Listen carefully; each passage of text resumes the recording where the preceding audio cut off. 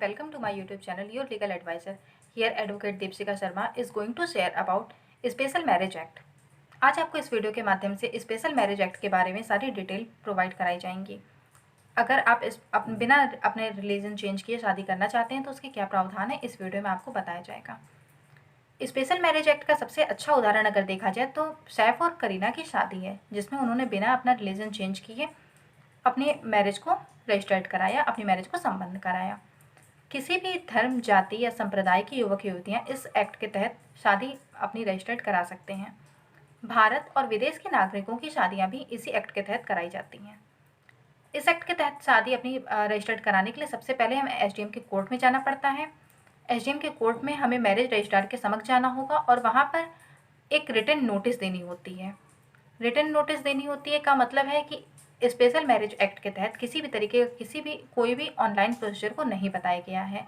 कोई भी online procedure के माध्यम से आप स्पेशल मैरिज एक्ट के तहत रजिस्ट्रेशन के लिए अप्लाई नहीं कर सकते हैं। स्पेशल मैरिज एक्ट के तहत जो हम रिटन नोटिस देते हैं, उस रिटन नोटिस की एक कॉपी मैरिज रजिस्ट्रार अपने नोटिस बोर्ड पर, अपने कार्यालय के नोटिस बोर्ड पर चस्पा करता है, जो 30 दिनों तक उसके नोटिस बोर्ड पर लगाई जाती हैं। और उसकी एक कॉपी आपके घर पर, आपके निवास क्षेत्र के थानाध्यक्ष के माध्यम से भेजी जाती है। आपके घर पर नोटिस भेज जाने का एकमात्र उद्देश्य ये है कि आपने जो अपने निवास का पता बताया है वो सही है या नहीं, आपने जो अपनी आयु संबंधी जानकारी दी है वो सही है या नहीं, इस तरह की नॉर्मल चीज़ों का वेरिफिकेशन करना होता है, जिसके लिए नोटिस आपके घर पर भेजी जाती है। और ये 30 दिन का टाइम पीरियड क्यों रखा गया है, कि 30 दिनों तक के लिए क्यों नोटिस लगाई जाती है, तो इसका आंसर है कि 30 दिनों तक के अंदर अगर कोई भी आपके मैरिज से रिलेटेड किसी भी आपत्ति को दर्ज कराना चाहता है तो मैरिज रजिस्ट्रार के ऑफिस में जाकर आपत्ति को दर्ज करा सकता है। मैरिज रजिस्ट्रार इस आपत्ति का पूरा वेरिफिकेशन करता है। अगर आपत्ति को सही पाता है तो आपके मैरिज से रिलेटेड प्रोसीजर्स को वहीं रद्द कर देता है। अगर वो आपत्ति को गलत पाता है तो वो उस आपत्ति को रद्द करता है और आपके मैरिज प्रोसीजर को आगे बढ़ाता है। अगर आपत्ति को मैरिज रजिस्ट्रार के द्वारा स्वीकार कर लिया गया तो आप उसके अगेंस्ट में जिला न्यायालय के कोर्ट में आवेदन कर सकते हैं।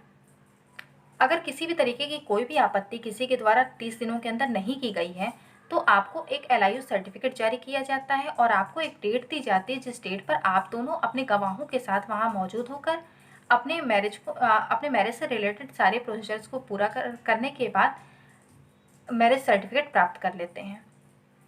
30 दिनों के बाद जो भी आपको डेट दी गई है उस डेट पर आप जाते हैं और सारे प्रोसीजर्स को फुलफिल करने के बाद मैरिज रजिस्ट्रार के द्वारा आवेदन पत्र में सारी डिटेल भरी जाती हैं और उसके बाद आपको मैरिज रजिस्ट्रार के द्वारा आपका मैरिज रजिस्टर्ड सर्टिफिकेट प्रोवाइड कर दिया जाता है। अगर यहाँ एक बात और ध्यान देने वाली है, अगर आप अपने रिटन नोटिस के पब्लिकेशन के 3 मंथ के अंदर, पब्लिकेशन का मतलब है कि जिस दिन नोटिस बोर्ड पर लगा दी गई, जिस दिन नोटिस आपके घर भेज दी गई, उसके 3 मंथ के अंदर अगर आप अपने मैरिज को रजिस्टर्ड कराने नहीं जाते हैं तो आपके ये रिटन नोटिस को रद्द कर दिया जाएगा। मतलब अगर आप उसके बाद अगर आप अपने मैरिज को रजिस्टर्ड कराना चाहते हैं तो आपको पूरी प्रक्रियाओं को फिर से करना पड़ता है। मतलब कि फिर से वो सारी चीज़ों को आपको करना पड़ेगा, स्टार्ट करना होगा। आपको फिर से रिटन नोटिस देनी पड़ेगी मैरिज रजिस्ट्रार के पास, आपका फिर से पूरी तरीके से वेरिफिकेशन किया जाएगा, फिर से सारी प्रक्रियाएं दोबारा से स्टार्ट की जाएंगी। स्पेशल मैरिज एक्ट के तहत अपने मैरिज को रजिस्टर्ड कराने के लिए कुछ कंडीशंस बताई गई हैं। पहली कंडीशन है कि दोनों में से कोई भी विवाहित नहीं होना चाहिए। मतलब कि दोनों में से किसी की भी मैरिज पहले से नहीं होनी चाहिए। दूसरी कंडीशन ये है कि दोनों का बालिग होना जरूरी है। बालिग इन द सेंस लड़के की एज 21 साल, लड़की की एज 18 साल। तीसरी कंडीशन है कि दोनों की मानसिक स्थिति विवाह के लिए सहमति देने के लिए सक्षम होनी चाहिए। मतलब उनकी मानसिक स्थिति सहमति देने में अक्षम नहीं होनी चाहिए और ऐसी सहमति किसी भी दबाव के अधीन नहीं दी जानी चाहिए। अगर हम हिंदू लॉ की बात करें तो हिंदू लॉ में कुछ रिलेशंस ऐसे बताए गए हैं, सपेंट नातेदारी, प्रोहिबिटेड रिलेशनशिप, कुछ ऐसे हैं जिसके तहत शादी करने से आपके मैरिज को वैलिड नहीं माना जाएगा। अगर उन रिलेशंस में आप स्पेशल मैरिज एक्ट के तहत भी शादी करते हैं तो भी आपकी मैरिज इनवैलिड ही मानी जाएगी। इसी तरीके से मॉमडन लॉ में भी कुछ रिलेशंस ऐसे हैं जिनके तहत अगर आप शादी करते हैं तो आपकी मैरिज को इनवैलिड माना जाएगा। वैसे ही अगर आप स्पेशल मैरिज एक्ट में हैं और आप उन रिलेशंस में शादी करते हैं तो आपकी मैरिज को इनवैलिड माना जाएगा। डॉक्यूमेंट्स की अगर हम बात करें तो कौन कौन से डॉक्यूमेंट्स ऐसे हैं जो स्पेशल मैरिज एक्ट में अपने मैरिज को रजिस्टर्ड कराने के लिए ज़रूरी हैं। लड़के और लड़की के दोनों की 4-4 पासपोर्ट साइज़ की फ़ोटो होनी चाहिए, दोनों का पैन कार्ड हो, दोनों की का आयु प्रमाण पत्र हो। आयु प्रमाण पत्र में या तो आपकी का बर्थ सर्टिफिकेट हो या आपके पास 10th की मार्कशीट होनी चाहिए। और दोनों के द्वारा शपथ पत्र पर यह घोषणा की जानी चाहिए कि दोनों का कहीं भी किसी भी तरीके का कोई अवैध संबंध नहीं है। अगर आप डाइवोर्सिंग हैं तो डाइवोर्स के सर्टिफिकेट की कॉपी आपको प्रोवाइड करानी पड़ती है। अगर आप विधवा या विधुर हैं तो आपको अपने पार्टनर के डेथ सर्टिफिकेट की कॉपी यहाँ पर प्रोवाइड करानी होती है। फिर गवाहों की बात करते हैं। गवाहों की पासपोर्ट साइज़ की फ़ोटो ज़रूरी है, उनका पैन कार्ड और उनके वेरिफिकेशन के लिए उनका आधार कार्ड, ड्राइविंग लाइसेंस या पासपोर्ट या इस तरह के जो भी लीगल डॉक्यूमेंट्स हैं वो वहाँ पर होने चाहिए। अभी 2017 में दिल्ली हाई कोर्ट में एक प्रवीण कुमार मिश्रा और उसकी गर्लफ्रेंड के द्वारा एक केस फाइल किया गया था कि जो लीगल नोटिस घर पे भेज जाती है, इसको भेज जाने का किसी भी तरह का कोई प्रावधान स्पेशल मैरिज एक्ट में कहीं नहीं बताया गया है।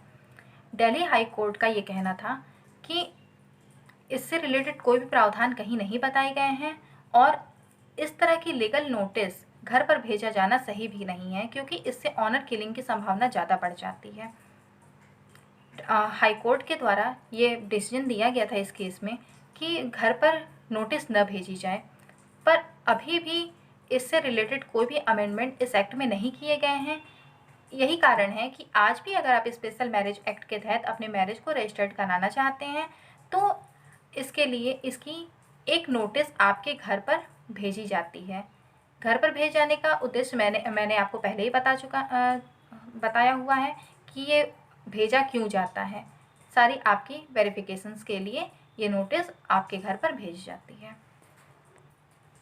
एक प्रश्न ये उठता है कि स्पेशल मैरिज एक्ट के तहत अगर आप अपनी मैरिज को रजिस्टर्ड कराना चाहते हैं तो इसके लिए क्या आपके पेरेंट्स की, आपके माता पिता की सहमति ज़रूरी है?